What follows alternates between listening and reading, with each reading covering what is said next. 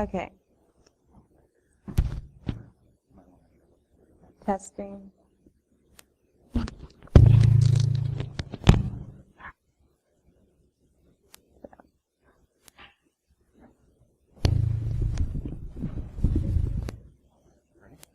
Yeah, I guess.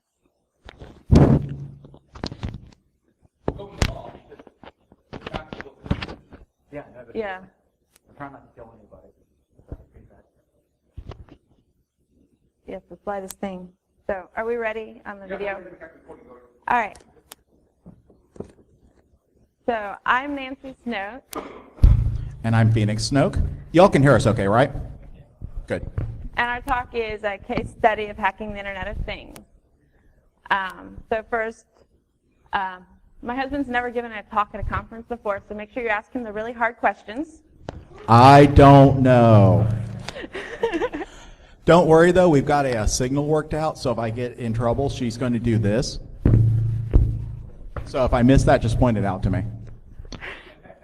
All right, so probably the most important thing is we have some candy with our contact information on it now if you all want any. Some assorted chocolates. So we were happy to hand out, as well as a contact information slide later.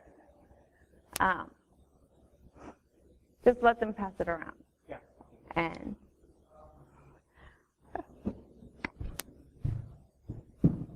sorry about that. As a further run I thought it would be. Additionally, we've got some cards here, so don't feel like you can't eat the candy without ever being able to talk to us again.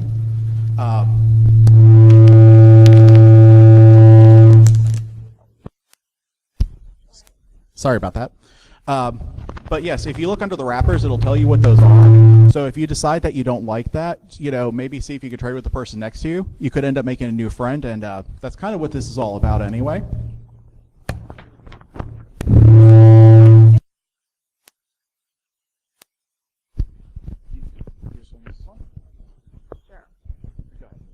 okay, so we're going to then start with a small introduction, look briefly at any security standards for IoT.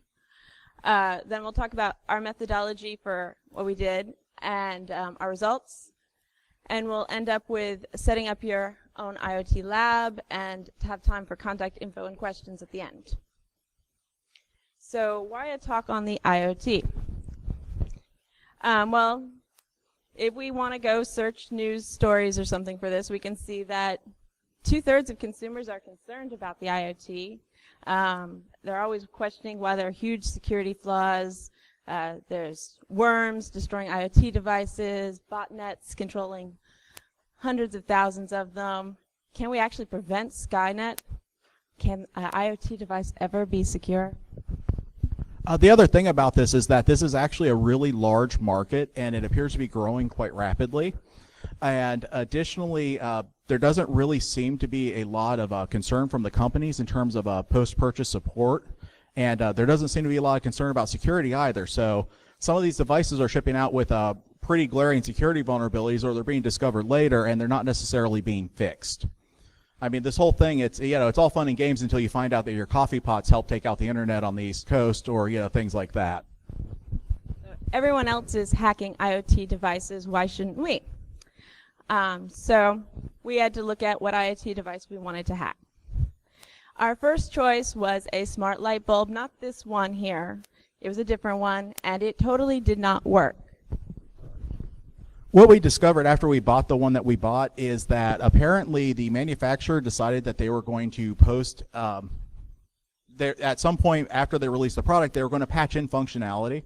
So the device was shipped not working whatsoever. Since the device couldn't connect to any networks or anything, obviously they couldn't patch it either. So this thing was just completely dead, and they apparently had no intention whatsoever of going back and fixing it. So, I mean, this kind of goes back to what I was saying about how the post support on it, once they get your money, is not necessarily that good. We did get a very expensive light bulb, which we're using just as a light bulb. So we decided after that being burned on that device, do a little research before we picked out our next IoT device to try to hack. And we next thought about getting the egg tray. That was smart. It will tell you when you run out of eggs, but it seemed a bit tedious because you had to actually take them out of the carton and move it to the smart egg tray for it to work. And, well, they needed a robot arm or something that would just lift the eggs up for you. Oh, and then we looked at the Nest thermostat because we thought that might actually be useful, but there's so many talks that are actually already out there on that. When we did some brief looking, it was just like, everyone's already done that, so we should go on. There was the internet-enabled crock pot. Now, this is kind of interesting to me because fire. I mean, there's a personal appeal to me to be sitting in Eastern Europe ruining your dinner. Additionally, since again there's heating elements on this, I wasn't really sure if there was something that you could do that could be potentially really showy. But apparently, my wife is a little against burning down our house. And then this one, yeah. I mean, I figure the type of person that wants to put this type of information on the internet probably is going to. But this is sort of a side note about the whole thing with the security flaws. These devices, they're mining enormous amounts of data on people, so they're getting all this information about your private lives. And there's a problem because they're not doing this in a manner that's secure, or they're not necessarily storing it in a manner that's secure. So there's a lot of bad things that could obviously happen. People, I guess, could know what your rectal thermometer temperature is.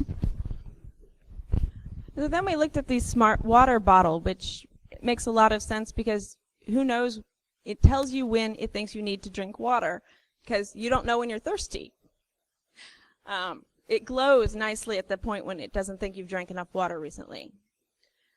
So it seemed like an interesting idea, but a little too weird. And so we eventually chose a baby monitor. So why did we choose a baby monitor? Well, last fall, we kept getting all these suggestions from companies to buy a baby monitor. Amazon, Target, Babies R Us, Bye Bye Baby. They all said we should get a baby monitor, maybe because we had a cute, adoring baby at home around January. But, oh yes, that one's better. But, so we did a little research, and, well, first we said, why would we want one of those? And then we said, well, we could hack it, because we didn't actually want to use it to monitor our baby. So we looked on Amazon. We found this one. The name has been blacked out, obviously. And we read the description. It did seem a little insecure from the description, reasonably priced, and it was a #1 bestseller. So another reason to look at this one. But before we jump into what we did with this device, we'll segue briefly for some security standards or what there is out there, which isn't much, as far as I know. Pony Express does the Internet of Things, the Internet of Evil Things report, which does talk about a bit of the state of security on Internet of Things. And basically, everyone knows that Internet of Things devices are extremely risk-prone and have security holes, and nobody is spending any money to mitigate the risks, is probably summing it up quickly. There's a lot more statistics in it. And then last July, NIST put out their special publication 800-183 called The Network of Things, where they divide each thing into 5 pieces, and they sort of give a basis for how to write about security, but it doesn't actually get to the security standards yet. And so the 5 pieces were the sensor, the aggregator, the communication channel, the external utility, and the decision trigger. And the sensor was your hardware, the aggregator was software like firmware on the device, and your communication channel is obviously your network, your Bluetooth, whatever, with your external utilities being your mobile apps or web apps. And the decision trigger was whatever software tells it to, for example, in the smart water bottle, glow when it thinks you need to drink water. And then Microsoft has a document for their Azure IoT platform, which is very, in many ways, it's very Microsoft specific, saying use such and such Microsoft thing to help. Although there is some threat modeling information that can be generalized in it. But as far as I know, that's all there is on IoT security standards. So before we started testing, a couple things we did was first just obviously look at the packaging and read the manual, set up a test network, and brainstorm our ideal attacks that we wanted to try. So the packaging, on the bottom left, I believe it is, you'll see. It's bottom right. Okay, the bottom right. There's where the QR code is that I blacked out a bit. There is the ID number and a default password admin. You'll see on the box. Yes. It wasn't quite as bad as that once you actually start using the device. But yes, that was like, okay, first vulnerability, default password admin. We read the manual. There's a ton of information about how the authentication works, which is nice. And the authorization. Apparently, so that's not actually your account to log in.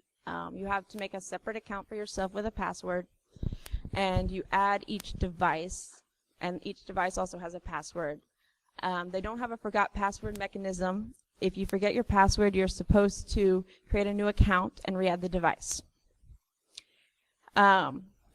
Which does save them making secure forgot password functionality. And if you forget your device password, you need to reset it to factory default if you changed it and you can't remember it. So obviously, you could add each device to many accounts with this sort of scenario. And there were also talked about guest permissions. So there, you could have a guest camera permissions where everyone could just view it as opposed to do any changing. So that was the gist of what was in the manual. The other thing I was going to point out here is that the other problem with the way it was set up on the, if you got locked out of an account because you forgot your password, there was no way to kill the account. So you could potentially have a dead account that somebody could find and access the cameras, and you would never necessarily know it. So I did want to say one more thing. On the default password admin, it wasn't as bad as it looked because it did force you to change it when you first set up the account. It said that you had to have at least a 6-character password for security. 6 characters. 6 is all you're ever going to need, right? Anyhow, for our testing purposes, what we wanted to do was that we wanted to have a separate network for this. Since we don't know how insecure or secure this device is, we don't want to put it on our personal stuff and have it take out any of our home things. Here. This part's pretty easy. This and the other network section, I realize I'm probably going to be saying things that a lot of you know, since I'm sure a lot of you have pretty good networking backgrounds. So given where we are and everything, and since this is a talk, I'm kind of gearing this down towards people who might be starting out on this or who are trying to learn about it. Additionally, if you have any questions about what I've done or any of this, you can send me email or whatever, or you can hit me up while we're here. But basically what I'd recommend is that you might want to do a little bit of research on the router you get just to make sure you aren't getting something that has a really bad known security vulnerability in itself. Since you're looking for an insecure device, if you're looking for an insecure device on an insecure router, you might end up going on some goose chases there that end up wasting a lot of your time. So I would just probably avoid like your weird off-brand Alibaba type stuff. Okay, so next we wanted to come up with what our ideal attacks were before we got going. And this way we knew what our ultimate goals were at the end. And we thought of trying to fake the device pairing in some way so that we could be paired with a device we hadn't actually officially done the pairing with. Or also, we liked the idea that they always do in movies and TV shows of sending fake videos to the web app or something so that you see something that's not actually in the room. And the idea was that we would then go through testing like normal, and after enumerating all the bugs and vulnerabilities we found, we'd see how we could daisy chain them together to create one of our ideal attacks. So we thought there were 5 areas of an IoT device. You can divide this any way you want, but we decided to do it this way, into the mobile apps, the network, the web app, the API, and the hardware. And Phoenix is going to talk about the network and the hardware, and I'm going to talk about the mobile apps, the web app, and the API, which all sort of go together. And we were trying really hard not to break any laws here, so things that were external, like the external web application and the API calls and the external network, we were mostly observing or very lightly testing to make sure, with careful thought, to make sure that wasn't something that broke any laws. So I'll start with the mobile app methodology. Basically, for both Android and iOS, you have 3 pieces: the static testing, the dynamic testing, and the network testing. The static testing is completely different for iOS and Android, even though it's the same thing. For Android, you actually get to decompile it and get the Java code and look at it. So nice and easy to read.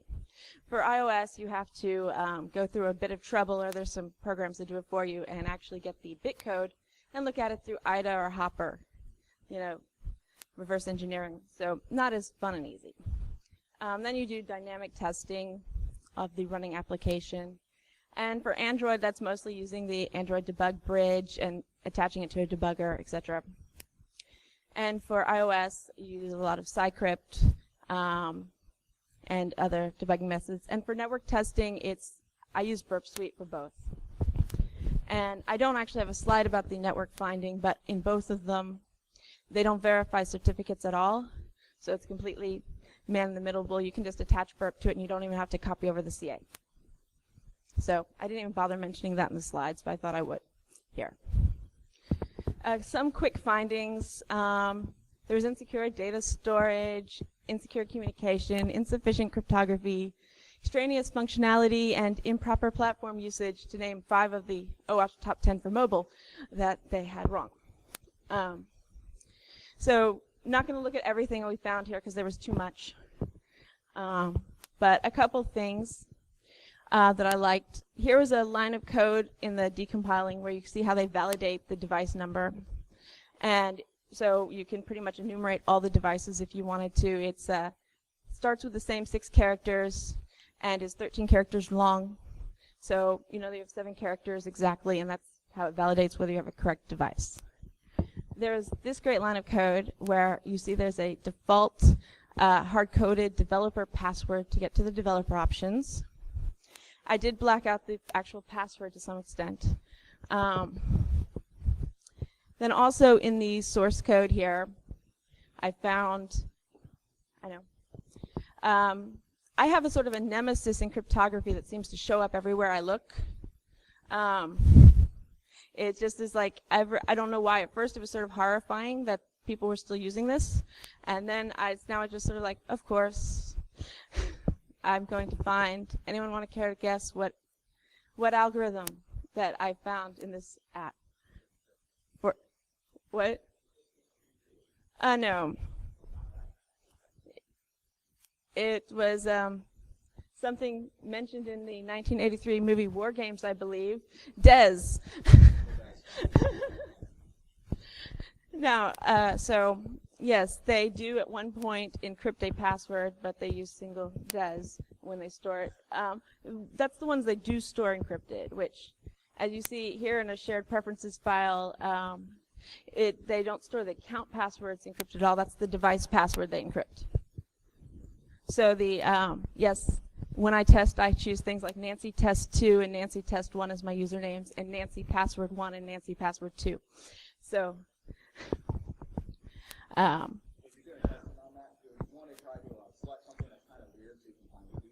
that way I know exactly what it is. Nancy Password 2 means it was my second password.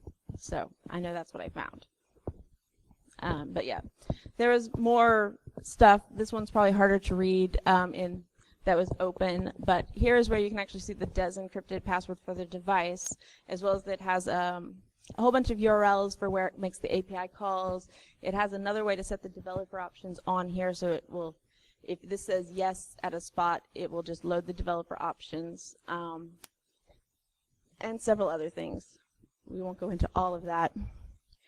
I did access the developer options, obviously, because there was the hard-coded password. Or you could just turn it on in the shared preferences, or you could use Activity Manager and just turn it on that way because there was no access control.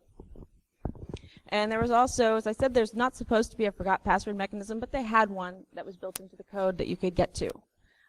So there theoretically wasn't, but they had this extra code sitting there that would do the functionality.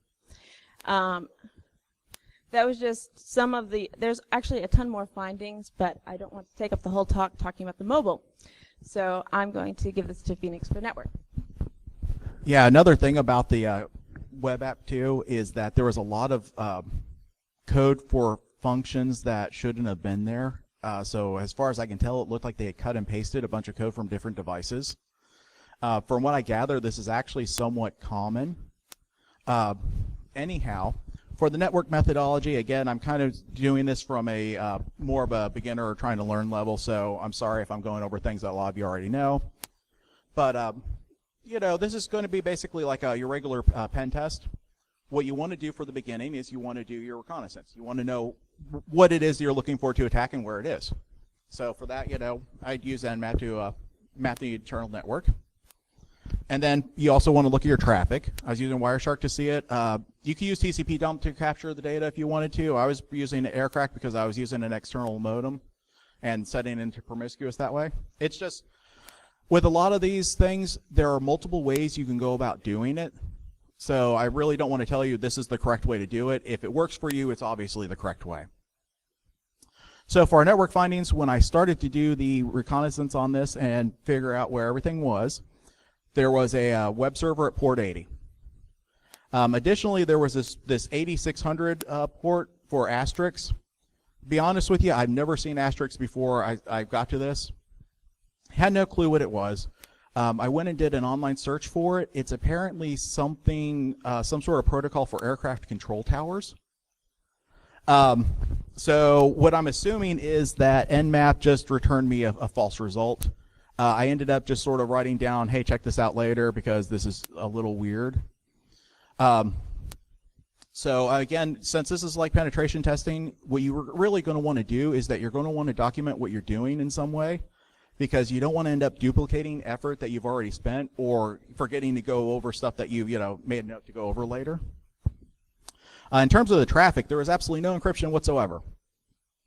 Anybody could look through the camera that was within range. The only encryption that was there was what was set for the router itself. Very secure. Additionally, there was a setting to turn the device itself into an access point, and you could do this remotely. One thing about that is that there was absolutely no way to set a password for it and no encryption whatsoever. So you could set this to a router with no password and no encryption. Additionally, if you had it in the regular Wi-Fi mode, it would tell you all the networks that were within range. Again, you could do this remotely. It's beyond the scope of this talk, but there are attacks that people have done where they can take this information and locate the physical location of the device. Yes. Because it's the Internet of Things. It's going to the cloud. Additionally, when I was searching for this, there are about a dozen portals for this device for various company names and everything that this sends the data to. Some of them are data mining companies, some of them are camera companies, some of them are just random things in China. But let me give this to my wife so she can discuss our web application methodology. I'm sorry, what was that?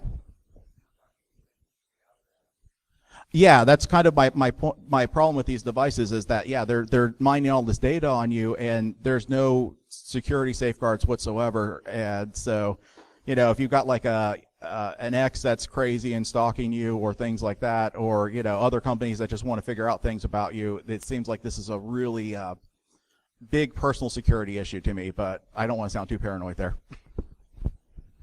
So everyone's probably familiar with normal web app methodology, and so that's what you want to look at.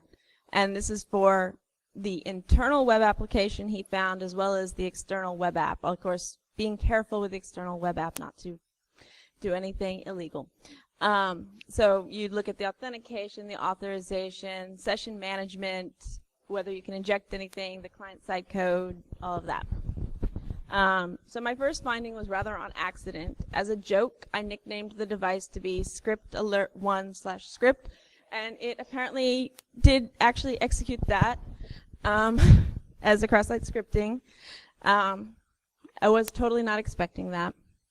On the external web application, if you went to the page and just looked at the base HTML JavaScript there, it was doing something rather odd, which enumerated some test sites.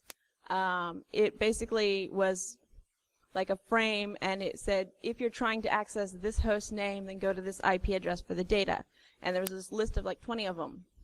So it was like this company was using the same page to do all the data for some reason. But yeah, I found there was a test website. And on the test website, they had these great download options. And so you could actually download the APK or the iOS, or they had a Windows and a Mac version of the software, as well as an SD tool that you could just download. I didn't really want to do much here, but I thought it was interesting that they just had an out there on the regular net, a test website.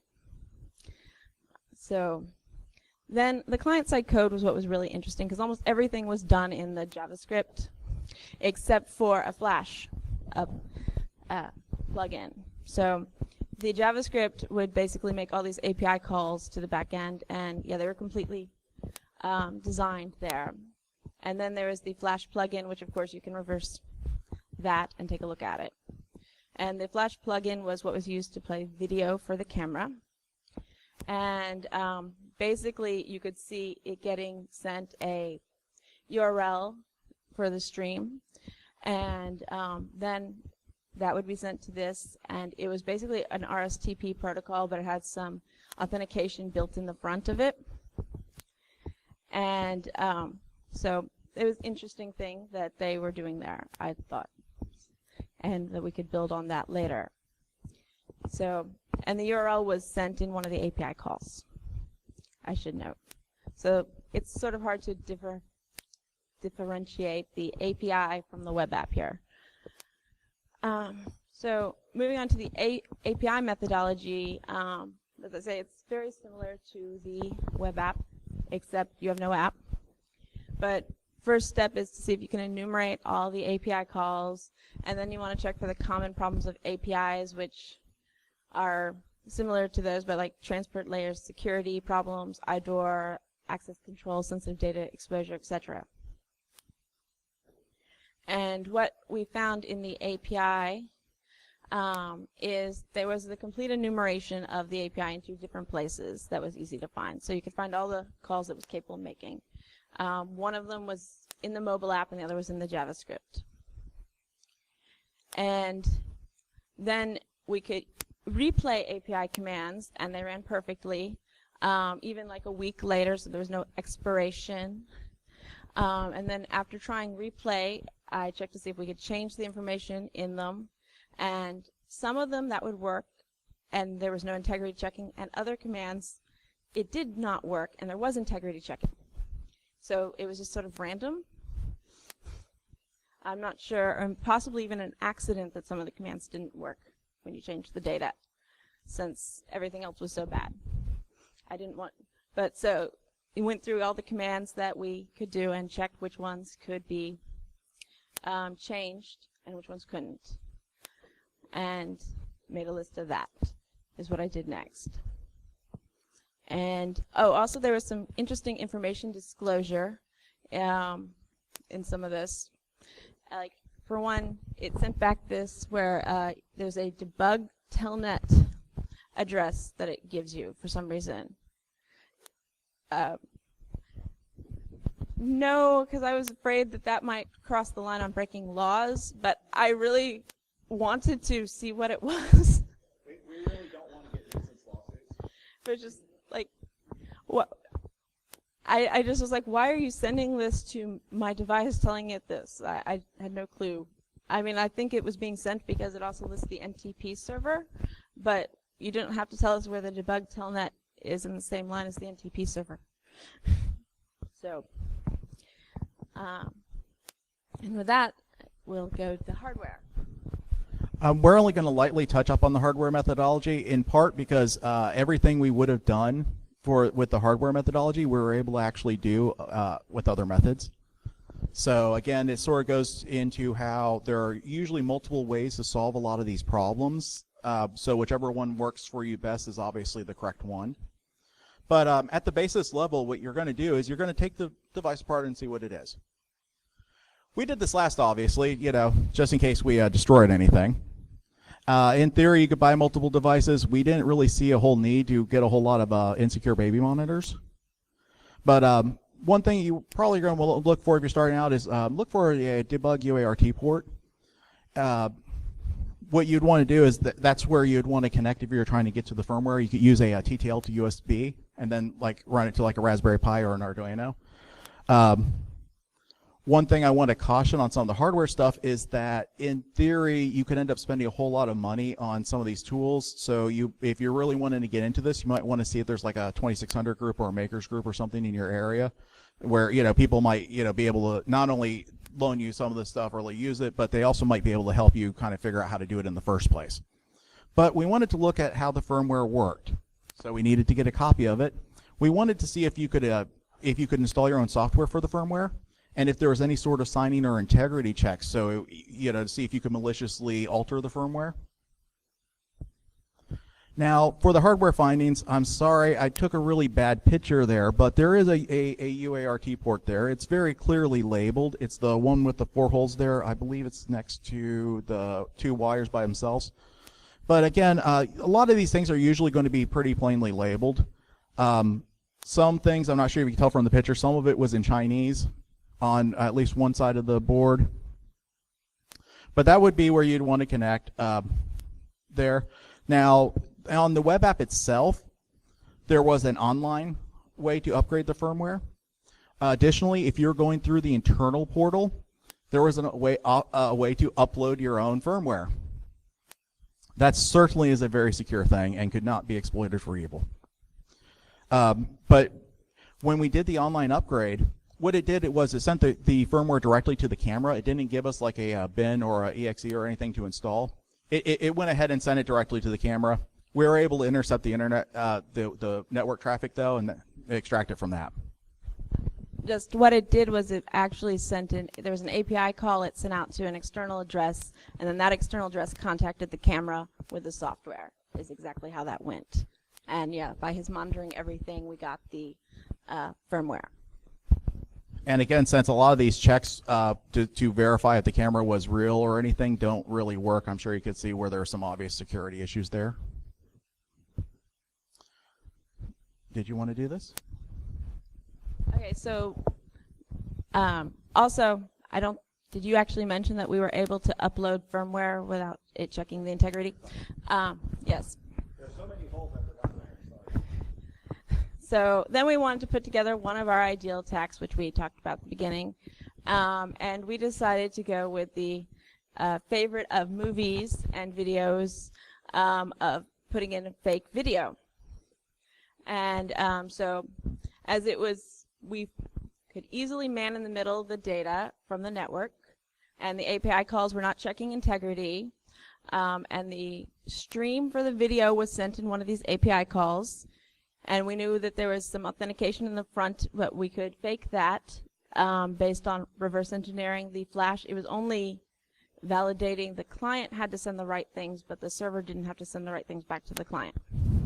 So we could fake all that, and so we put together a video that was from our baby monitor. That is not my adorable, always hungry son. Additionally, I didn't put it on here. I'm sorry about that, but the timestamp function was done through the web portal itself. It wasn't attached to the file in any way. So if you're using this for still images or video, the timestamp, if you had it set, that was returning was the current timestamp of the web portal. So if you're taking older video and replaying it as current, to the user, if they weren't being careful, it would look like it was actually accurate. Since this is a device that would be used for physical security, this isn't just an InfoSec problem. This is a very serious potential problem for physical security as well, since you can get on there remotely, you can move the camera around the room to see if somebody was there. In theory, you could use the networks, since it was listing networks out, to find out the physical location of the camera. So you could go to somebody's house, look, see if they were there, and just all kinds of bad stuff potentially there. Okay, so our conclusion about Internet of Things hacking was that they're really easy to hack. And we did do some research on this after the fact. We didn't want to do it before because we didn't want to let other people's work influence what we were doing or anything like that. And we wanted to, do the stuff ourselves and kind of has sort of learning tools too. But out of all the cameras I looked at after we had got done with this was the most secure one. I did not see a single one that was more secure than this device. So that is a very comforting thought in and of itself. Most of them had things like a telnet on the camera with a default root password or that sort of things that we looked at. And in most cases, the default root password that couldn't be changed was 1, 2, 3, 4, 5, 6. Yes, it did seem that was seen in multiple devices. And in some cases, those were also broadcast within the camera traffic non-encrypted. So yes, very easy to hack, and as we said, it's a #1 best-selling device on Amazon, so lots of people are using it. But so now we're going to talk about setting up an IoT hacking lab. Ours basically looks like this, but we have a few more cats. Yes, a lot more cats. But basically, for your IoT lab, it's setting up what you need for each section and having all of that on hand is the idea. So to start with things for an Android, you obviously, I shouldn't even mention the computer except that you want an Intel processor because of the hardware acceleration for the emulators. And you also need to get a copy of Android Studio and the SDK tools. You want the Android emulator with several versions. And I think it's good to have both x86 and ARM on hand because sometimes there's a native library that you need to run on ARM. In fact, that was true of this camera. When you originally install the APK on an x86 emulator, it doesn't work at all because it needs a ARM library. Obviously, you're going to need things like ADB, which will give you the activity manager shells and ways to get things to and from your emulator and to allow you to debug it on the computer. Android devices are, of course, nice to have. But you don't actually have to have them. You can actually hack Android without one because the emulator is really good. As far as the things you need for static analysis at the beginning, basically anyone who's done this before knows you use APK tool, dex2jar, and JDGUI or another Java decompiler, and you get your code. And I always use Burp Suite, but whatever web proxy you like for the network. All right. Yes.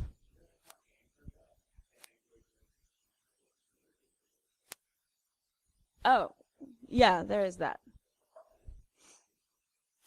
For iOS, you have to have a Mac, unfortunately. Or if you like Macs, that's great. But the cheapest one's a Mac Mini if you need to buy one. And of course, you're going to run Xcode, which has the iOS SDKs on it, and the simulator, and OTool, and some other things you need. And you absolutely must have an iPhone for your iOS lab. I always ask all my family and friends to hold their old iPhones for me as a way to get them. So, and you need to jailbreak that iPhone, which is illegal in some countries. So, Don't mention that to the video. if you're in one of those countries. So then you need something to get the data off. So iFunbox is great before iOS 8.4. Some other tools are like IDB, Burp, IDA, Hopper, Cycrypt, and Snoopit are all things I sometimes use. And there are lots of other tools out there. Most of them you can get from your jailbroken iPhone from the Cydia, however you say that. The CYDIA App Store. I always mispronounce things like that. So, now in terms of network tools, you want to have an extra router so that you can keep everything separate from your home stuff, since you don't want to, introduce potentially insecure devices into your home network. We already discussed that. Additionally, if you want to do any sort of network attacks, or if you want to log traffic in promiscuous mode, you're going to want an external USB adapter. Alphas are I've never heard of anyone not using an alpha. I know the other ones exist, but if you're not sure what you get in terms of specific hardware there, if you look at Aircrack NG's website, they actually do list hardware that's compatible with Aircrack. In terms of the software, I didn't have to really do anything there. I was using tools that were actually inbuilt native to Kali, Wireshark, Aircraft NG, and TCP dump. But that's pretty much it there. so for the web, whatever you normally like for web test tools, I don't want to dictate, and everyone has their own thing. But obviously, you need a web proxy scanner. I use Burp Suite. Other scanners like Nick2 sometimes give you some good information. The development tools for Chrome or Firefox. I use Firefox for testing, and so I always use the Firefox development tools. And there are many other things you might want to use. There's a gigantic list of web application things. I didn't want to put them all on here. So that's just a few of them up there. And API tools are basically going to be the same things as a web, except you want some specific extensions or components for different APIs, like WSDL is going to need different things than JSON, etc. And also just a note on that, for the scanners, for the vulnerability scanners, you would be using that against like the web server I found. So I mean, just to kind of elaborate there. Now in terms of the hardware tools, you're going to want to get a screwdriver set. Ideally, you're going to want to probably get something that has what are usually called precision screwdrivers. Get the smaller size ones because a lot of them have very tiny screws. Additionally, if you have like hardware tweezers of some sort, or things that you can usually get from like lockpicking stores for that, just something to make your life a little easier. You're going to want a soldering iron, obviously, solder remover. Now, I wouldn't recommend trying to do this as your first soldering project. I heard somebody chuckling with the soldering thing there, yeah, because soldering is kind of like painting or drawing. You might have a really good idea of what you want to do, but there is kind of a skill that's to it that you want to learn. So I would probably suggest trying to actually solder something easy first so you don't destroy a device inadvertently. Additionally, you could get like a TTL to USB cable, which would be what you would do if you're going to try to mess with the firmware at all there. And then there are other things that are nice to have, like, bus pirates, Raspberry Pis, Arduinos, logic probes, etc. This is something where, again, you can end up spending a lot of money. So if that's a concern or something, you might want to see if there's, other people local that could, help you out with that. Additionally, again, that's also a good way for people to kind of tell you what's going on and how to learn it. And just one comment, and then I was going to say, if you want to get started in hardware, you could always check out Hacker Boxes. They have a nice starter kit, which comes with a lot of things.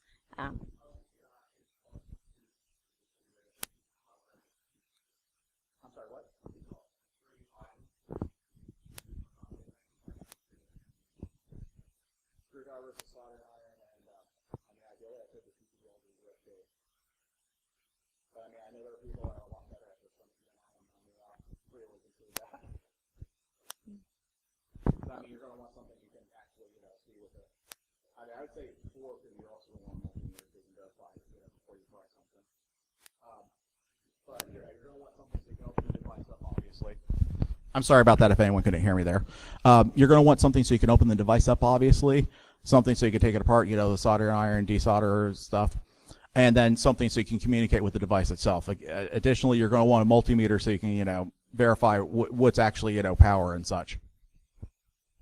But yeah, there are companies that do kind of cater to if you want to learn this, like the HackerBox group that Nancy mentioned. I'm sure there are some other things like that too. Quite frankly, I wouldn't be surprised to see people offering things like that at a lot of InfoSec conventions. So if you want some further reading or some resources, one book I really liked was The Practical Internet of Things by Brian Russell. Practical Internet of Things Security, sorry. And just some links to some things. That special publication by NIST, there's a link to that, or How You Get the Internet of Evil Things report. And the Hack the World blog has a nice way for starting hardware hacking. I liked it anyway. He goes through hacking a router step by step. And with that, there's our contact information. And we'll take any questions anyone has. Yes. I'm sure there was something that they did right. Can you think of anything? One thing I was actually going to mention that slipped my mind there when she was saying this, since we're 1 minute ahead of time here, but when when you were looking at the network traffic and it was saying if coming from such and such address go to here, it's because these devices a lot of these are rebranded and sold in has multiple different vendors. So there's actually a lot of overlap on that. As I said at the beginning, in the manual, they talked about the different levels of, there's an admin level to the camera and a guest level to the camera. They did the authorization for the guest level correctly. That actually was done correctly. You could not fake it. So. And they did make you change the password format. Well, yes, but as I said, you only had to go up to 6 characters, but at least it wasn't the default. And when I did try to connect to open networks, when I set the device as an AP and tried to go to open networks, it wouldn't actually connect to any of them. I'm not sure if that is really a security feature as much as just really bad network protocols. Additionally, when I did poke around, since we got a couple minutes here, I'm sorry, were there any more questions? Sure.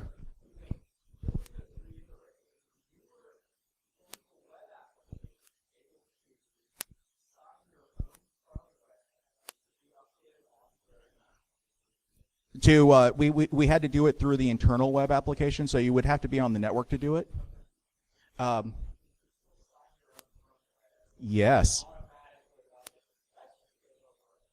No, it's not. I'm a pretty trustworthy person. But additionally, one of the things that I noted when the weird port 8600 thing, it looked kind of telnet-ish to me. So I actually tried to access it with telnet, and it connected. And so I went through the help to see, hey, what is this? And the problem was it dropped fairly frequently. Apparently, there is some proprietary authorization that runs on the same port number. So what I think the problem was is I think that they actually had some legacy code that they cut and pasted from another device, so they actually had multiple services trying to run on the same port. So, I mean, it's not really security through obfuscation as much as security through the device constantly crashing. But were there any other questions? Sure. Yeah, that wouldn't be a problem at all. Yeah.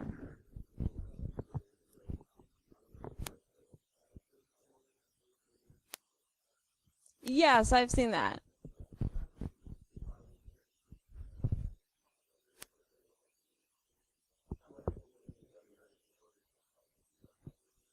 Yeah.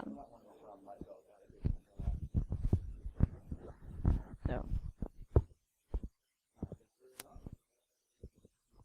Thank you very much for everybody